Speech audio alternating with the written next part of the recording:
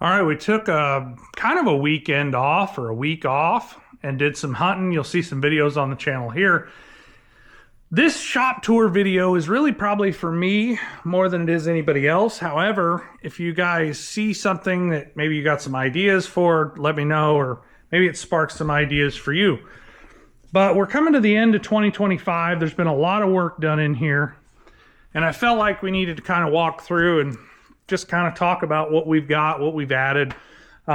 This is my shop press. It's not really as big and heavy duty as I would like it to be, but it does the job. It'll do wheel bearings and some of the smaller,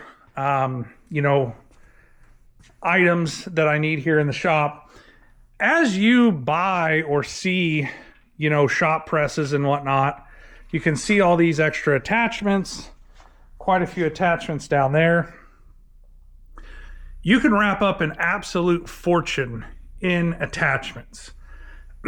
And, we're just doing a little at a time. This was a Chinese shop press I ordered off Amazon.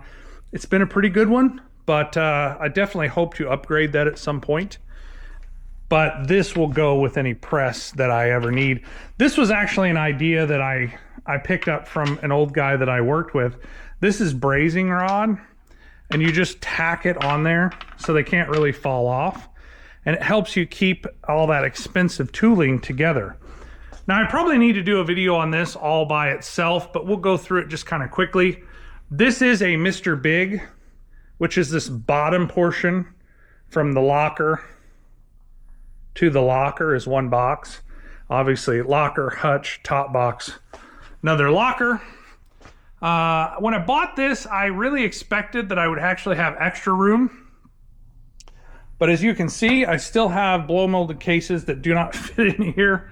And could I organize this a little better? Probably.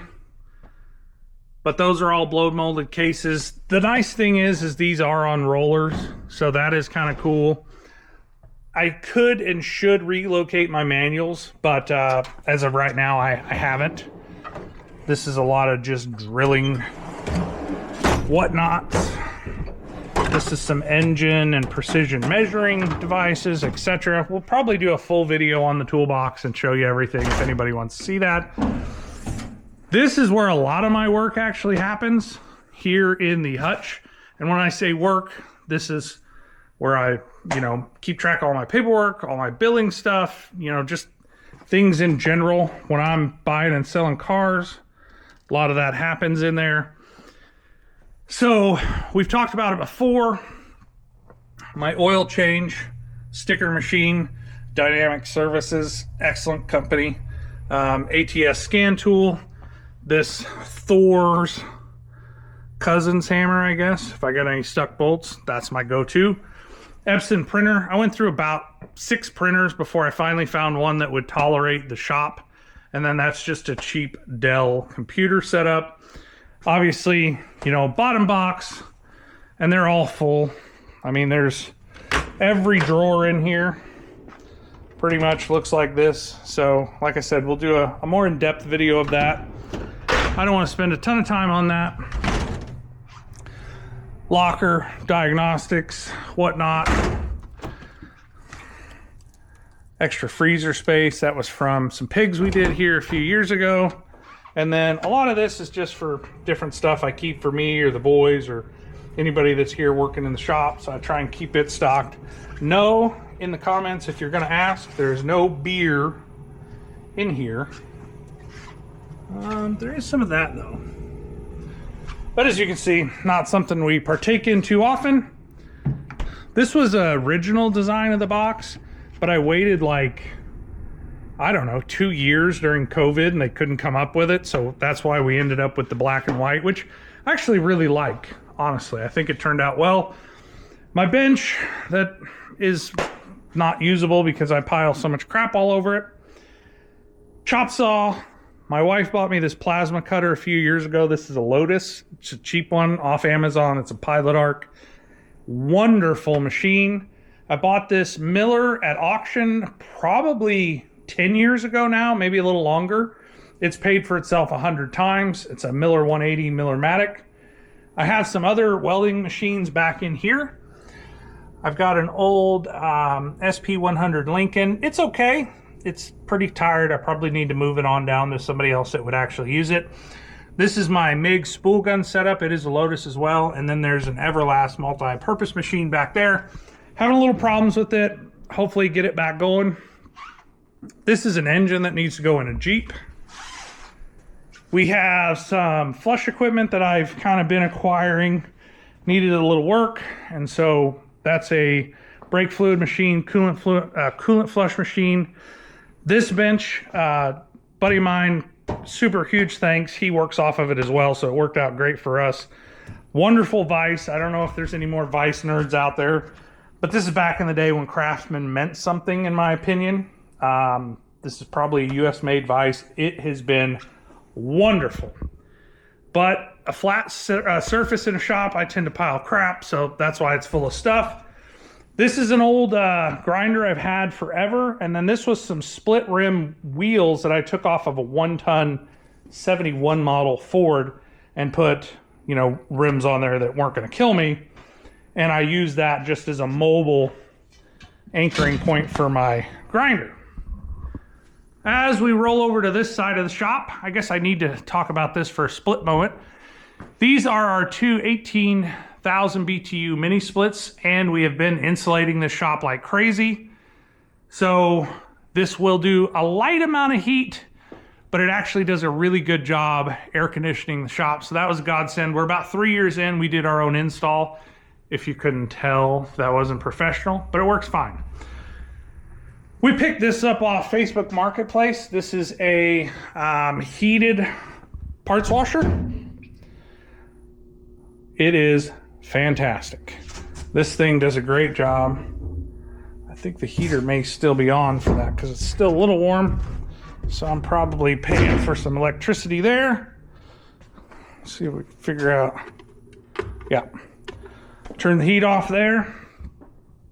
This was one off of another auction. It's just a standard old parts washer. I think I gave, $400 to $500 for this one. And buying these are probably $3,000 to $5,000 depending on how big. Oh, got a little schmutz there. This one I think I gave $120 for it on auction.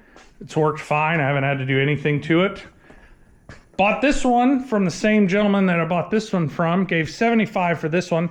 This is an agitative parts washer. We like it for nuts and bolts and whatnot. It's wonderful. Shop drill press. We don't use it terribly often, but when you need it, it's wonderful. This is my buddy James's box. He takes very good care and is much more organized than I am. I'm aspiring to be a little bit better in that aspect, but works really good. We always convert them to full swivel casters, so they'll move front and back. When they come stock, they are fixed casters. So in a smaller shop, as long as you don't have all the drawers open, works really, really good.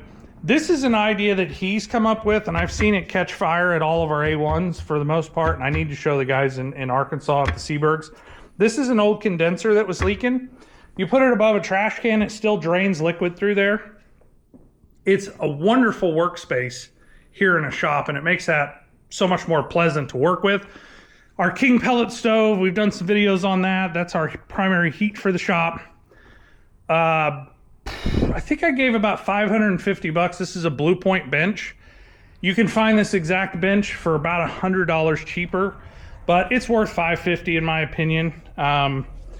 If I could get it $100 cheaper, I would have. I learned that later, but it's a very good bench. We've got some more flush equipment back here, another coolant flush machine. I really like the Flow Dynamics tranny machines. They're great. These quick adjust snap-on pole jacks or dead man or whatever you want to call them, well worth the money. And the snap-on transmission jack, in my opinion, is the best in the business. We've got an old cherry picker back there. This is just kind of a equipment area, so nothing real crazy there. As a contrast to James's box, you can see mine. I'll clean it up, but this has been my roll cart and box for many, many years. Absolutely love this thing. One of the best Cornwell items that anybody makes. Wonderful toolbox. just our oil caddy. This is supplementary heat there. I can run on diesel or kerosene, so that works out really good. We keep a lot of our high use fluids, brake clean mainly in here. Really nothing to speak of there. Back here, all of our cordless tools that we don't use every single day. So James come up with this, built this, I don't know, probably about 6-8 months ago, and is wonderful. This was the shop expansion. There's many videos out here on the channel about this. This is a dry van trailer. This was a wall right here, as if you can't tell. My tire equipment used to sit right here, and we needed just a little bit more space, and our budget was about that big. So what did we do? We spent $500 on Marketplace on this. I think it was 22 feet, 24 feet, something like that. Butted it against the building, cut a hole, got a transition plate made. I need to get that mounted and finish the install. And then all of our tire equipment that was really in this area and a bunch of other stuff that we needed for the shop but didn't need to be in our work area was able to come in here. So we got it wired, we got everything moved, tire equipment in here, all of like what I would consider our consumable supplies, bulbs. I live about 20 minutes from town, give or take. There's no sense in having to drive there for a bulb. That totally kills any time. Wiper blades, those are consumable as well. Hose clamps, electrical down here, miscellaneous wiring, and whatnots. This has worked out so nice for the investment. We spray foamed. That was a lesson I learned from doing the shop. I moved into the shop and then decided I wanted to insulate it. We did not do that here. We spray foamed and then we moved in. So all of our tire stuff is set up. Any of our extra stuff that I need to make sure it doesn't get damaged, and we've got it. It's all out here. In my spare time, I have got to get to doing some transmission work. You'll see some videos on that coming out. This is an Eastwood transmission building table. Worth every penny. Really good stuff. That's our transmission tooling. This is paint. This is some more of our chemicals and whatnot. Bulk oil. Oil filters. And one of the things I'm most pleased with, that we moved the air compressor in here. Now we still need to build an enclosure, and we will. But for now, the noise is back here in the back of the shop, or in the extension, or whatever you want to call it. And we did go ahead and air condition it. So really pleasant back here to work. So this is where the shop is. Like I said in the beginning of the video, I think we're going to do pipe right here. But in the beginning of the video, I said this is more for me than anybody else. If you've got some ideas and stuck it this long in the video, I appreciate it. Some things that's maybe in your shop or you've seen at other shops, I'd love to know about it. If this inspired you to do something in your shop, or hey, this was a good idea, or where'd you get that? Leave it in the comments. I'd love to hear from you guys. I try and answer the comments at least once a week. So hopefully you guys are doing well. Hopefully your shop is more organized than mine is. However, we have come a long, long way. I look forward to seeing you guys at the shops or visiting with you in the comments.